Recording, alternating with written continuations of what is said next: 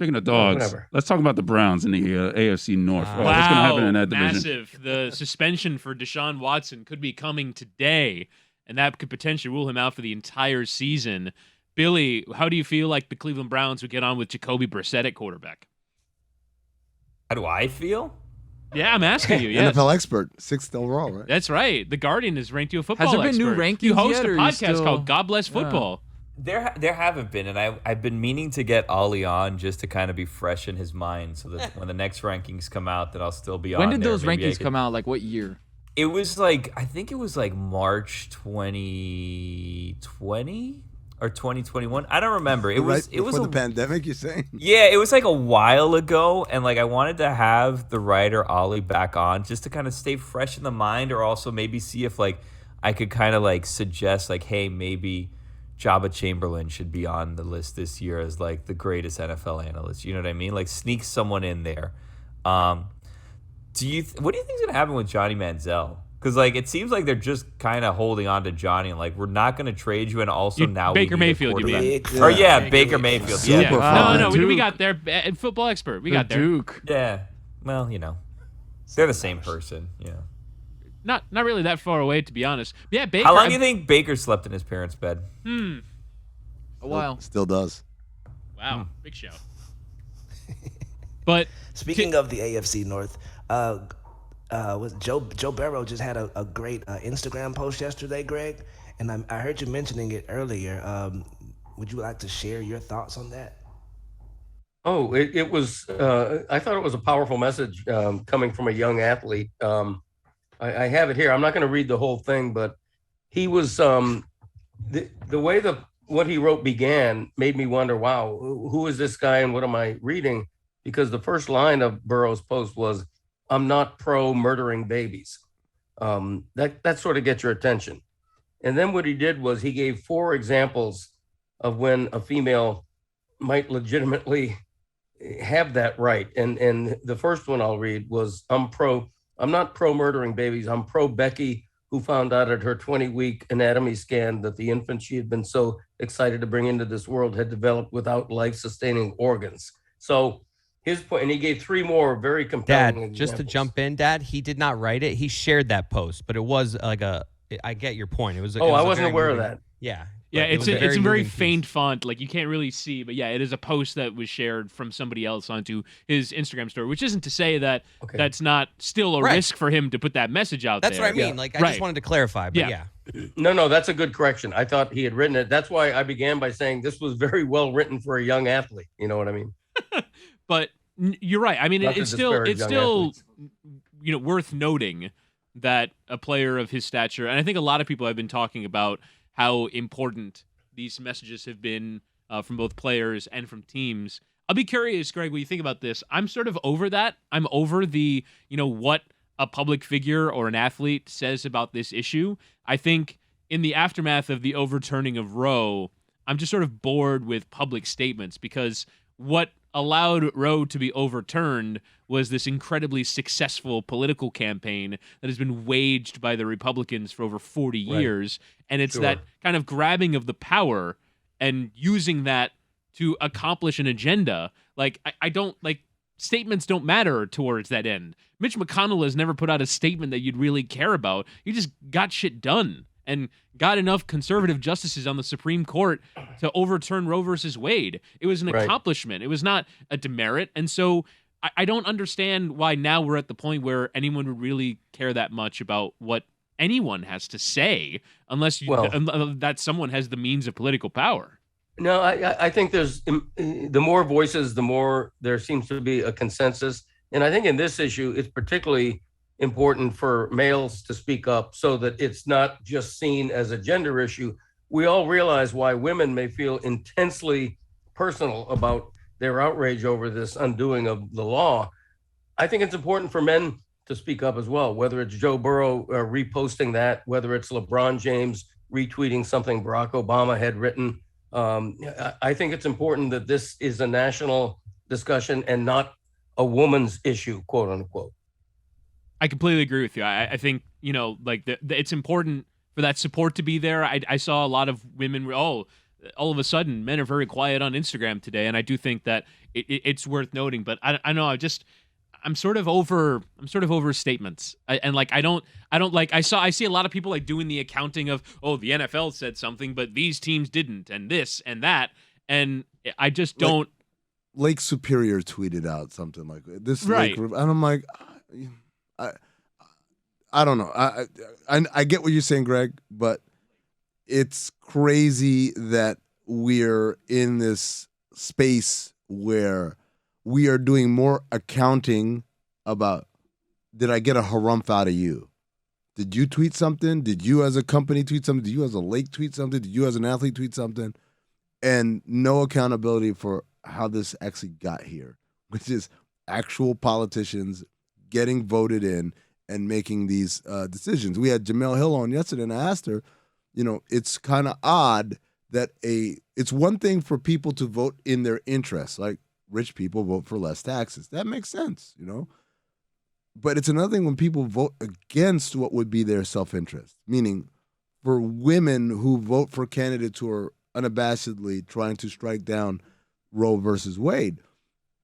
And the reality is that's where the battleground is. The battleground isn't Twitter or Instagram. It's the hearts and minds of these people who won't even vote in their own self-interest. But I to that point, I mean, like, I don't think that women who vote for pro-life candidates view themselves as voting against their own interest. They view themselves as, well, I would never, right? Like, and I know a lot of women who would say, I would never. That's not to say that I view that to be incorrect. I would debate that, but we have to acknowledge that what's happened in the Supreme Court for the last week is not the execution of an ideology that a large percentage of people, it might be a minority, but it's still a large percentage of people share these views, view these as victories. But what they have done has been successfully gain the wheels of power and put enough people on the court and put enough people in Congress and win the presidency. That's the battleground. Often enough.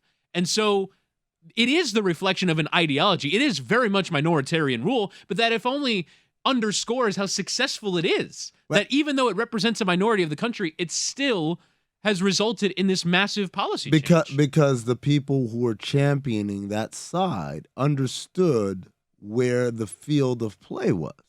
The field of play was exactly where you described it. It would be like if, the Celtics and the Warriors, let's play for the NBA championship. And the Warriors showed up to the arena ready to play basketball. And the Celtics were like at Gillette Stadium, like, where is everyone? Oh, man. Hey, let's pack this place. We're going to pack Gillette Stadium. Like, that's fine, but that's not where the competition is happening. And that's not where the ultimate victor will be crowned. And so when people are doing this thing about, like, oh, who tweeted, who didn't, who put something on Instagram, who didn't, at the end of the day, what you're doing is basically saying, well, we packed 70,000 people at Gillette Stadium for the NBA Finals. Well, like, that's great. But that's not where the NBA Finals are happening. Right, and it's also, I think a lot of people, and this is where I don't want to have too much of a go at it, it's sort of a 7 stages of grief thing, where it's like, what do I do? Right. Who do I get mad at? Obviously, the people who are in charge of this are not responsive to me. They're not responding to my pressure or my views, otherwise they wouldn't do it. But I can yell at the Cincinnati Bengals for not tweeting something, and that is a relief of this angst, this enormous weight that women now feel in the aftermath of and men as well, as to Greg's point, feel in the aftermath of turning Roe. 12 years ago, there was a bill that passed in Arizona called SB 1070, and it was basically, it allowed law enforcement to stop people, racially profile, stop people, ask for them for their papers, right? And it passed, and when it passed, there was this big outcry. And I was working for the Suns at the time, and we made the decision to wear like our Los Suns, our Latin Knights jersey as a part of the protest. And outside the arena, this was I want to say in the conference semifinals is when it happened. Outside the arena, there was like 100,000 people protesting on both sides, people for and against this bill, and it was a big deal. And I'll never forget this. I had one of my coworkers, his wife worked for like lobbied on behalf of restaurants, right? She's the restaurant lobby in Arizona, which of course employs a lot of people of Hispanic descent, right?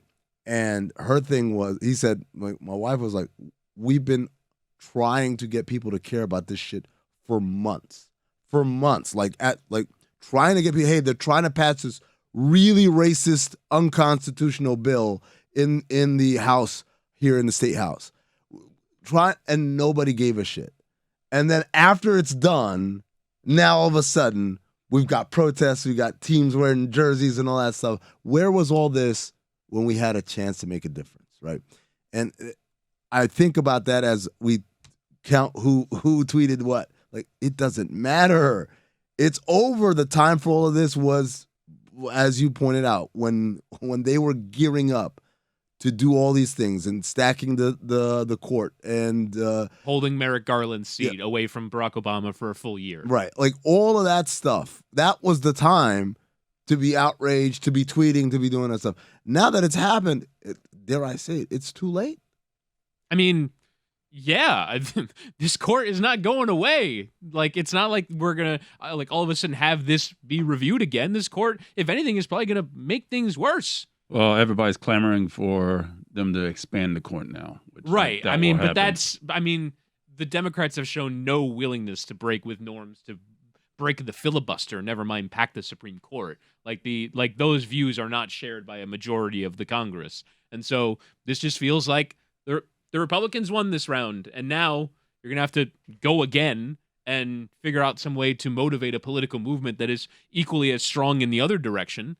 And that, for me, is where the energy should lie. But it's all about power. It's not about what you say or what you feel like or what you feel. It's about, do you have the power to actually make the change that you want? And when you are in a position of leverage, of power and influence, do you use it the right way? Right? Because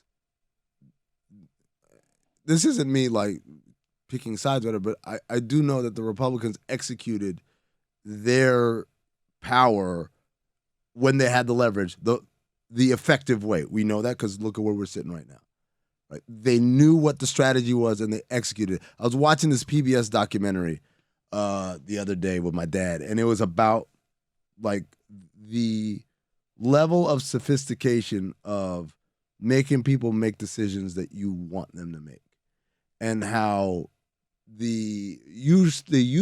political candidates used to kind of like gather maybe 11 or 12 pieces of data to try and define the different demographics of the electorate. And then with the Bush campaign was the first time they hired a private company to do market research. So they could tailor their, Bush 2, by the way, they could tailor their messaging like corporate America had been doing for decades. And one of the guys was interviewed in a documentary, and they were like, yeah, we've been doing this since like the 50s. You guys are just now getting into this? It was shocking to him. Especially when the whole game is persuasion. Yes, the whole game is persuasion, right? So then the Obama administration took it a level higher by making you sign up for stuff, like emails and newsletters and stuff like that. And then they use that to create big data to really collect. And then after Obama, Trump went the extra mile of Cambridge Analytica and gathering from social media and creating these trends and very hyper-focused messaging. And then the documentary goes into what the Russians did, which was like, take that to the next level of saying, we can create the memes and stuff that will resonate with these people and make them feel the way that we want them to feel. Like, these are like it's awful. It's terrible that manipulation of this caliber is happening because of the technology that's available to us. But these are the tools of the trade. And I question whether Democrats understand the methodology to get what you want.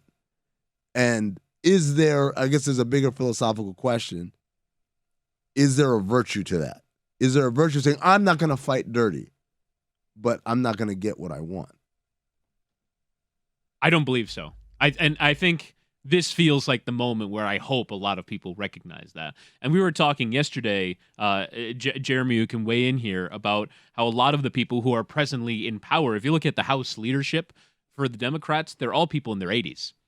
And so they came up in politics at a time in which you would have a reasonable conversation with the other side, and you would settle it down at the bar, and let's have a conversation and figure this out. And so there is still like an appealing to the other side that they care to do that the Republicans have dispensed with. They don't care. Like they will all the time call liberals extremists, but they don't care if the reverse happens. And so they just will ruthlessly pursue the policy that they want to pursue, which is lower taxes and some of these social issues, and they go and get it done. And people hate them for it, but they got it done. And it's pretty hard to overturn as well. And so that for me is my feeling about, Greg, what you brought up, which is the public statement, which is that it just, this is how change happens. It's not famous people talking. A lot of famous people have talked about this issue for a long time, and then this went and happened. Because if it were, then Scott Baio would be like that would mean Scott Baio is like this influential. Well, he said famous people. Well, at the micro level, I think people are speaking out on social media purely out of frustration and helplessness over this. That's the only reason people speak out and go to protests and all that. But to your point, Amin, about the manipulation of people, it's because we're a gullible people. It's because 40% of our country is not persuaded by the January 6th hearings that the former president knew he had lost and continued the lie. 40% of the people are gullible enough to continue buying that. And that's at the root of everything we're talking about here. But Greg, to me, it goes a little deeper than that, man. It goes deeper than it goes deeper than Trump. It goes deeper than January 6th. It is a massive kind of concerted effort to, if we can't trust anything, right, then we can't trust anything. And so we end up basically saying, well, I don't need to trust that because it's untrustworthy. I can trust the things I want to trust. It's not about Trump, right? In the same way that people will say things that are just bizarre. But how do you get to that place? Well, because I follow so-and-so and I read so-and-so and such, and these things all inform it. I'm not trying to say both sides or whatever. No, but I mean, I'm with you. Like, institutions have failed us, right? If you think of, like, for example, the 2008 economic crisis, our banking institutions failed us. Our financial regulators failed us. So many things failed us. Yep. I mean, even in a smaller example, right? If your weather report is wrong in the morning, you'd be like, well, why do I trust the weather person? If the New York Times gets one story wrong, you go, why do I trust this thing? And because of our accessibility to information, that's what it we is. now know that a lot of people print and report and discuss a lot of things that were wrong. And so if the whole goal is just to erode trust in all of it, right, then you succeed. Right. Because it's so easy to not trust anything. Even people and institutions, we've been told over time, you can trust the Supreme Court. You can trust the New York Times. And if they fail even once, right, then you can just throw the whole thing out. Because and all of this is tied to the same thing, is that we are now bombarded with information. The human brain was not meant to be able to handle this much information. It's why we have children who have mental health issues who grow up to be people with mental health issues, because Instagram and Facebook and all of these social media accounts, they give you an amount of information about what people think about you that never in human history has anyone ever known. That, man, there are people in Australia who hate my ass. You never knew that. You would have just been like, oh, whatever, you know. First of all, they wouldn't even know who you were. If they did, they would have no way of communicating to you how much they hate you or how much they love you. And now that's instant data, constant data, has changed everything about the way we are, the way we're wired. And it's not, and you can't even say anymore that, oh, social media is not real life. Well, if it's all you've grown up with and it's all you know and it's where you live your life, then that becomes real life, doesn't it? It's dude. Look, I don't want to get too crazy. Westworld is back, and you know we're living in Westworld. We're all kind of being manipulated and being told that the thing that matters is your life in this place, and everything that happens outside of it is kind of irrelevant. And now everything happens outside of it is built to support and feed that thing. But all of this goes back to the technology that allows all this data to be available and throw all this data at people who aren't capable of handling it. And as a result, it plays on all the basic human instincts of fear and doubt and paranoia. And that's how we end up where we end up. Cheerful segment to end the show. We take a time out as we continue. What? Better call 911. Oh my God! There's a dead body down there. There's a crime happening over here. No. It's always got to be a pun. Better call 911. This guy ain't gonna see you Wings last game. Dun, dun, dun, dun, dun, dun. Everyone dun, in dun, New dun. York in Law and Order who's like an extra is always witty. Always got to have some level of like some great wisecrack, one-liner. some great scarsasm, wisecrack. like wisecracks, all of them. Yeah. And if they're interrogated by the police about like what happened last night and they're doing their job, they can't stop doing their job while they're That'd be doing a it. great, Never, that'd be never. a great YouTube supercut. It's just all the cold opens of Law and Order. This whole, like Just people having inane conversation before the crime happens. the cold opens, and then also the like I said, when like Briscoe and Curtis come to like ask questions, the guy's got to be like unloading boxes. Like, yeah, came in last night, had a real beautiful girl with him. Man, what a knockout! I told my guy Tony. Well, what happened?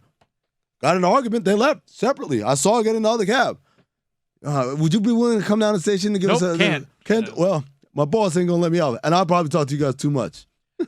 There would also So be right on, there would also right be on. a supercut of the detectives stood outside of the room where they're about to interview one of their witnesses and going, God, what a piece of shit this guy is. And then they open the door like this. And then they barge in and they No. ask like some really incriminating question early, like, so where were you on the night of the 13th? Oh, no. Law and Order? No. No? Law and Order, they'll always do they sit down and they'll plop the file on the desk. Oh, like, good shout. it's They might throw it it's like like- kind of like a slide. Sounds like you had a nice busy night tonight, Tony. You watched a lot of law. Yeah, you watched a lot Everybody of getting the- interrogated always has to play to the two-way mirror. How much of do it. I swear.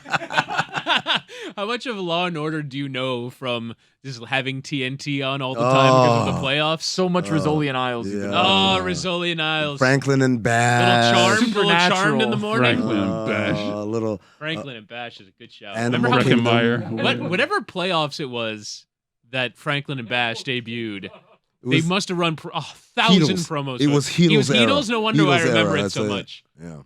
I mean, is Animal Kingdom the show that has the longest tenure that nobody's ever watched? I haven't seen a episode of Animal Kingdom. It's like the hottest show on Oh, TV. man. Do you You know? can't believe what happens in the final season. I The look up final, like that's my 7 series, and I'm like, what? How? my favorite is when they get to like the final season. The final season? This shit just started. That for me is The Walking Dead. Oh, like jeez. the final season of The Walking 38 Dead. seasons. Yeah, it came like 5 seasons after everyone stopped watching it. I stopped watching it after maybe the 4th time they found like paradise, but turns out things aren't what they seem. The answer to your question, though, Tony, is any show that airs on CBS. The Mentalist. Yeah, The Mentalist. Any of the NCIS franchise. Oh, yeah. Yeah, only your parents Have you- watch NCIS. I know because my parents watch NCIS. The only NCIS I've ever watched is NCIS SDSUV, which was on Adult Swim. It had Paul Scheer and It was so good. it was so funny. You know that I discovered it because I don't know if you saw this. There was a Netflix movie that they did on it like a year ago. No, an NCIS Yeah. SDSUV movie?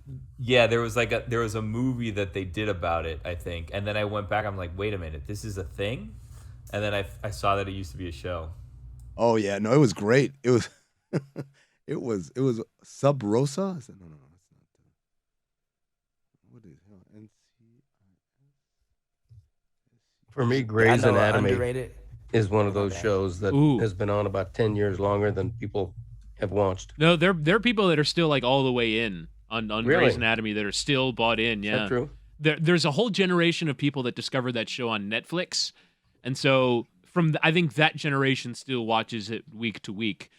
There can't be anyone who's watched it from the very. I mean, they'd have to be diehard super fans. But I think there's a generation of it's almost had 2 cycles. How many seasons because of Netflix? I'm gonna check how many seasons it has. 18. I mean, I'm gonna guess 18. Right, because it probably started in 05-ish. Oh my god! It's fairly remarkable that The Simpsons is still going. There's still new episodes of The Simpsons. Always Sunny. Yeah, The longest tenured, running yeah. sitcom in history. no, I can't. Well, it is. Well, People sitcom because Family Guy and The Oh Simpsons. yeah. are No, technically live sitcoms. action yeah. sitcom. Excuse me. Yes. Yeah. Do you think that shows because I wonder this about The Simpsons? Do you think that there's shows that exist simply because no one wants to be the studio head that cancels them? Absolutely. Do you want to be the person responsible for saying The Simpsons? What are we still doing? You know what I mean? Probably not. Especially at a network like Fox, where that's the thing that broke Fox as a network. It was the NFL and The Simpsons. It's no longer.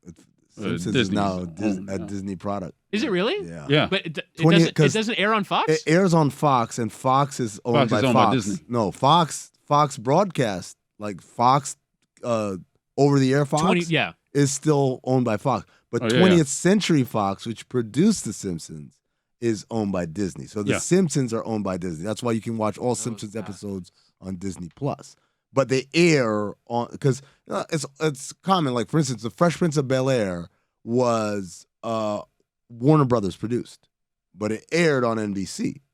But that's why you can watch Fresh Prince on HBO Max and not Peacock because they own it. They own it, right? Yeah. So same thing. Disney owns The Simpsons, but the distribution channel through which it goes through is Fox. This is unnecessarily in the weeds to answer Billy's question, which is, do you want to be the studio exec that cancels Fox or that cancels The Simpsons? And the answer is very much no. But the funny thing is, how much money does Matt Groening, the creator of The Simpsons, how much money? At some point, don't you say, no, I've had enough. I don't want to. I mean, do they still find joy in making The Simpsons? I would presume that they just keep cycling through people, creatives that make The Simpsons. Into what they grew up watching The Simpsons and now they make their version of it. The last time you watched a new Simpsons episode was? I was never really that big of a Simpsons guy, but when I probably would have been 2011. Billy? The last new Simpsons episode. A new Simpsons episode? Oh, wow. So not a rerun. I know that The Simpsons, every year they have a big Halloween special because I was still, up until last year, I think, I was still somehow on the mailers list for The Simpsons and it's the only thing that I get. Yeah, so I'll get the this is the promotional Treehouse of Horror thing filled with Halloween candy to get people to watch and be a TV critic about. But I haven't watched a new Simpsons episode in. It's nice that they care like that, right? 2006 or something. It's nice that they care that they're gonna send Billy mailers. It's one of the things that I miss from ESPN the most because I got on the mailers list, and then once I got off of that list, I found a way to get myself back on. So I got so many things for Masked Singer. I got Simpsons things, the free mailer stuff. There was a show with The Miz called Cannonball, I think, or something like that, right? And they sent this one of those beach mats that you put that the sand goes through that you don't get sand on the beach mat. It was so great. I have this bowl that I haven't opened that's in the trunk of my car that it was for a show about go get it murders or something, and it just said serial killer, and it was a bowl with blood all over it, a cereal bowl with fake splotches of blood all over it. The TV promotional things for critics is just incredible.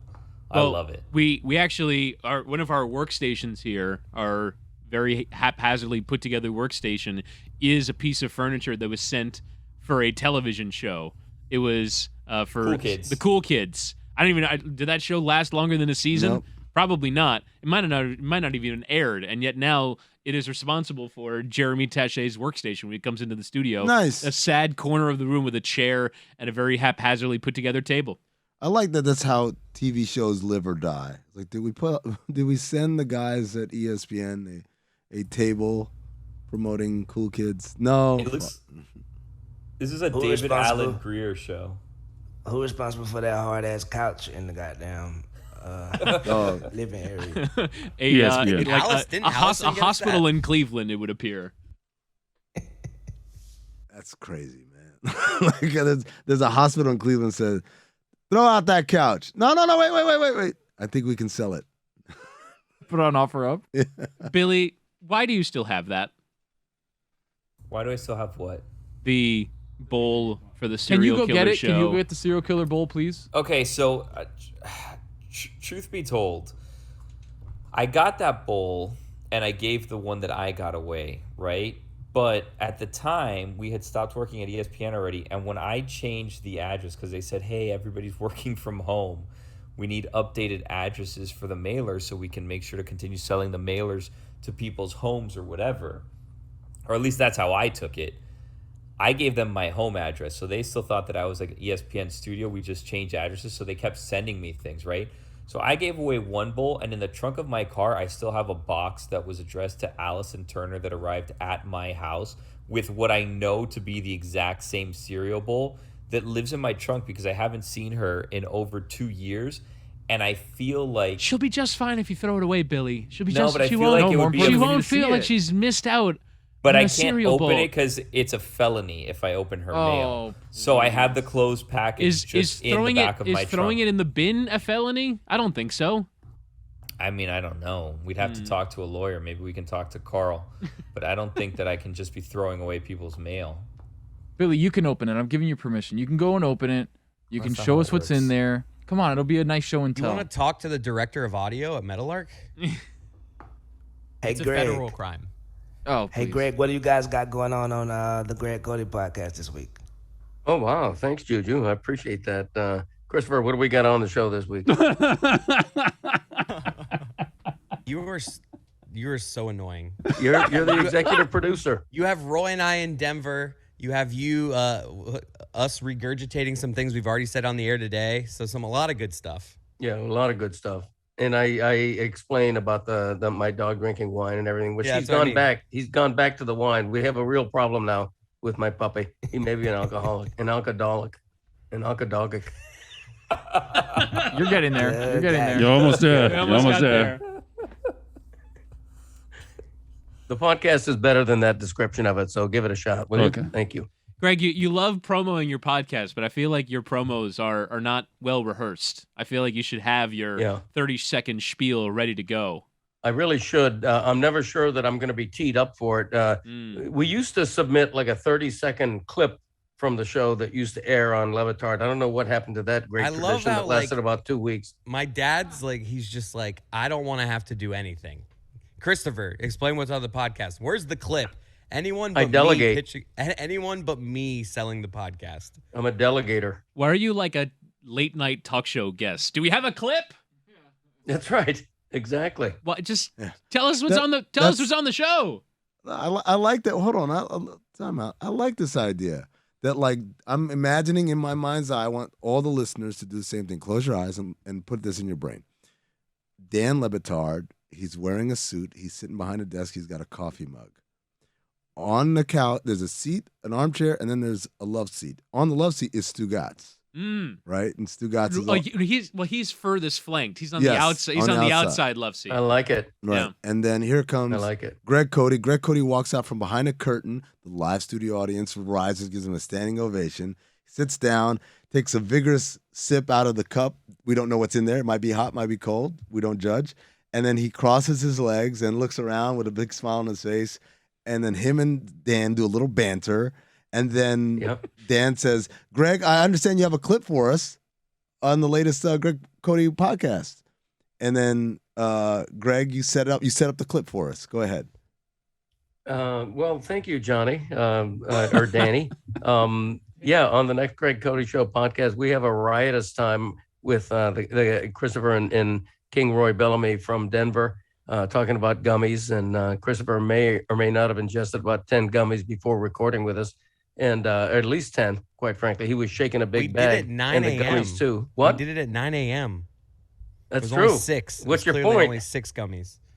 Okay. At any rate, it's a fun episode. We do talk a little about Roe Wade as well. One of we the all other things we get talk serious. about in the episode is how ropes are underutilized in today's world. Yeah. Are they? We devote way too much time talking Back about in the- ropes and knots.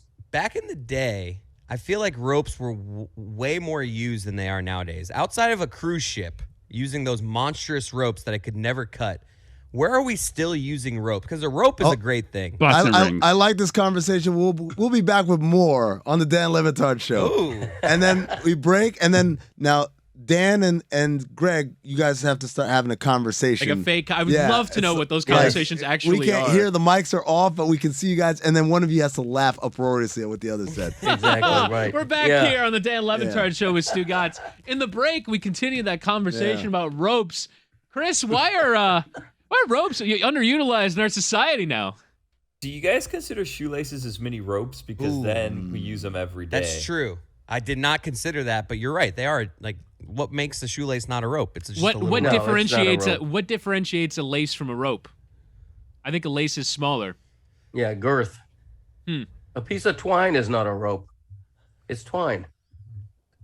Billy, if I gave you a machete, Yeah, a machete. Sorry if I said that weird. it's okay.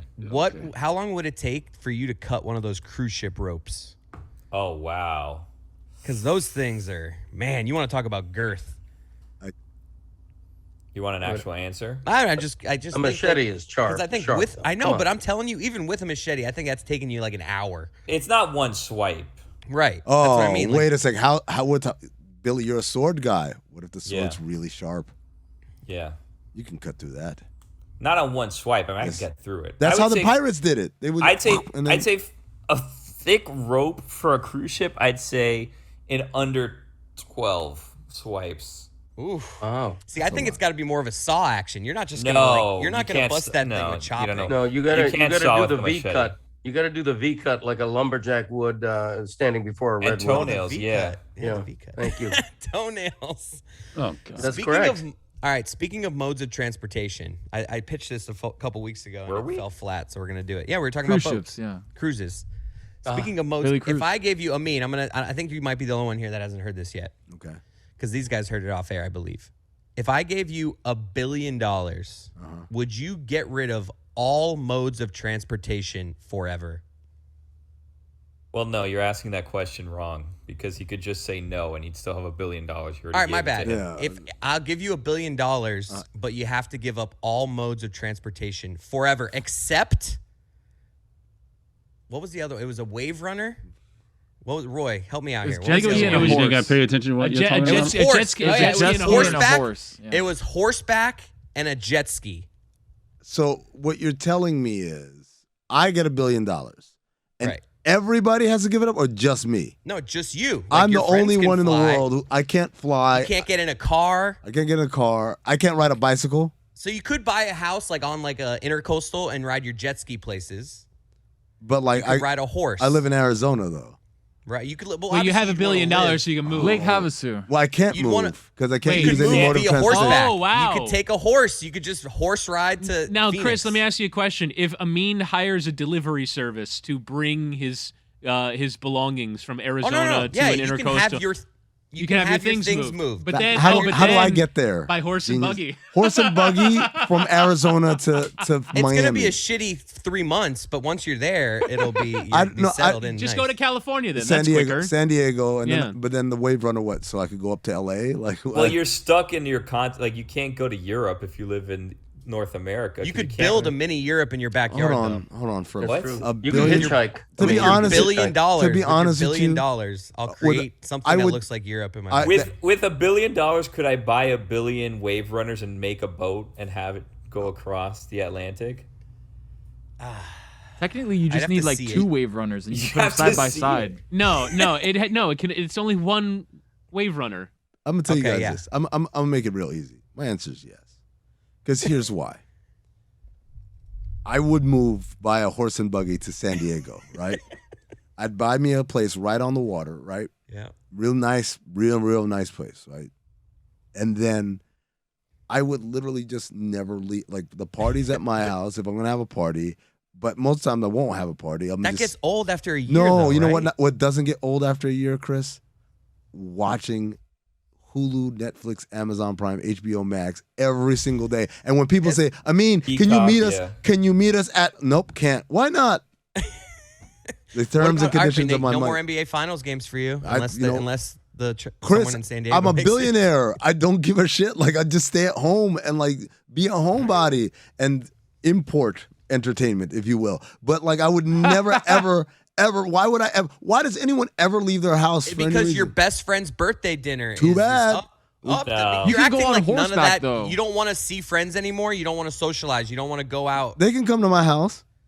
Okay. I mean, Actually, I'm go going to on. have a house so big that it won't be my house. I'll have the party house, which is where people Yeah. come to come visit me. I don't actually You like. could open a bar. Exactly. I hate house guests. That's my thing. I don't like. And when I say house guests, I don't even mean people staying the night. I'm talking about like 5 minutes coming by. I don't like it. Really? You don't want anyone in your house? No, I don't. Do we have any no's in our group? Who's turning down the $1 billion? It sounds like you would turn No, it I'm down. just kind of like. All right, so what's the amount of Devil's money advocate. then? I don't know. Oh, Like, 300 I- 300 million? That's where it gets interesting, right? So when you say $1 billion, I'm like, I'm all in. Now you say 300 million, I have to think about this because the other part about having $1 billion, to be honest, is I know I'll be able to take care of my family. Like here, I can't travel, but you guys travel, have lives, and all that. So You can't do that on $300 million. I don't know, Billy. I don't know. You 300. can't take care of your family on $300 million. 300. I mean, I guess if we're like really budgeting it, because again, I have to Really budgeting? I have to What? live, I have to live somewhere, Billy. You Where have a lifestyle. I'm huh? yeah. What are you doing? I just need something that's going to allow me to entertain myself in perpetuity without ever actually having to leave my house. I guess I could walk to local bars. I mean, you have a horse though. That's what You we're missing in have this equation. $300 We have a million horse. accruing interest. How are you going to run out of that? Imagine you pulling up on a horse to the bar, throwing a rope around him, saying, "Buddy, right here, don't move." And you walk into the bar with a horse. Imagine how much money you're spending on hay. There That's you a go. good point. Horse Yeah. maintenance. Horses are expensive. That's what they yeah. don't tell you. They don't tell you about the Yeah. horse maintenance. That's how they get you, the fine print. I'll give you a horse a year. That's correct. Oh, a new You horse? get a new horse every year. I got to train this the guy. lease. No, new you, horse you, every you, year? you Come on. replace like there's one horse dies and then there's a I got to new horse. Wait introduce a minute. myself to the new horse has to feel comfortable with me. And the Does new he Also, Yeah. I What mean, payments that you got to worry about? I mean, you can really make your money work by buying, let's say a Kentucky Derby winning horse, No. and And then riding it. you can't yeah. ride You that. don't ride that no, horse. but you can put it out to That's stud, not a worker. put it out to Oh, stud, hell and yeah. make a few Not quid. A worker. You need a hold on, working man's horse. question to Yeah. Chris. Okay, you say horses, but can I have I can have a buggy, right? Yeah. Yeah. Okay, I'll allow so it. so I'll then allow I That can. changes so, I everything. was so that changes imagining because you galloping like on horseback no, everywhere. no, because this is what I'm going to do. I'm buying the Budweiser Clydesdales, and I'm going to have them pull me up in Wow. that You're gonna have multiple Nice. horses. yeah, Oh, wow. yeah, and Pomp and circumstance. then they go do that little dance. Ooh, the when step, they- yeah, when they walk like this and stuff, and then I'm gonna pull up and like see lovely ladies on the corner. I'll open the door of the carriage, like your chariot mean, awaits. Very quickly, you will become known as Horse Guy with $1 billion. So it's going to be kind of a cool vibe that you got going on. Like, oh, wait, it's downtown Fort Lauderdale. All these cars. Here's a mean galloping up to whatever the bar is. I The won't $1 be. billion is the thing, though, American right? social. Because like when you have $1 billion, everyone will look past everything else, right? Like Right. if you were like, "Hey, I'll give you $1 billion, but you're gonna smell like pickles for the rest of your life," Oh, people about will that? very quickly forget that you smell like pickles Yeah, man. because they'll just see your $1 billion. And I like pickles. Like I like pickles. That's Yeah, how I have people people. talk End about up, it. people will talk themselves into anything. I love horses. I love horses. What about the Buy question? cologne. Again, the question that Chris Whittingham posed is the one that needs to be asked, which is, okay, you'll do it for $1 billion. What's the number? What's the lowest possible number? This is what I was trying to get at earlier today when we were talking about Roger Goodell. What's the lowest possible number? Tony somehow said 500 grand. I'll do it for 500 grand. Juju said season tickets to the Falcons. Juju, no, man. I would say no. I would step in on your behalf. So what's the lowest possible number you will give up all modes of transportation other than wave runners and horses? It'd have to be in the hundreds of millions of dollars. So like That's ridiculous. 50 million is a no. Dad? What about at your age, Give Dad? me Like, Lakers season tickets for the rest of my life. Trash ass Lakers. Of course, I will gallop my ass down Rodeo Drive. Dad, you're elder, Yeah. Lee, and you I I like have, elder. I like elder without the Lee. and you quite have frankly. money, and you have some means. Lee Elder. Yeah. So I'm means. wondering, would you do the $1 billion? No, I wouldn't. To be honest with you, at my age, I would not. I do like the idea of riding a horse. You wouldn't do it for me though, because Yeah, then I that's could so get selfish. that Hell Billy. no. I could get that Billy after. Yeah, you got enough of an inheritance coming. Don't get greedy. He's not even Really? little anymore. Hell yeah. Wow. Don't get greedy on me. You tell. No, I would take the. I wouldn't take the billion, but I would buy a horse anyway, just to spite the offer. Is what I would do. Yeah. And What now you're- happens? Now you're in So what debt. happens? Wait, I just want to get this straight. So if that offer came to you, you'd reject the offer and then go buy a horse. Yes.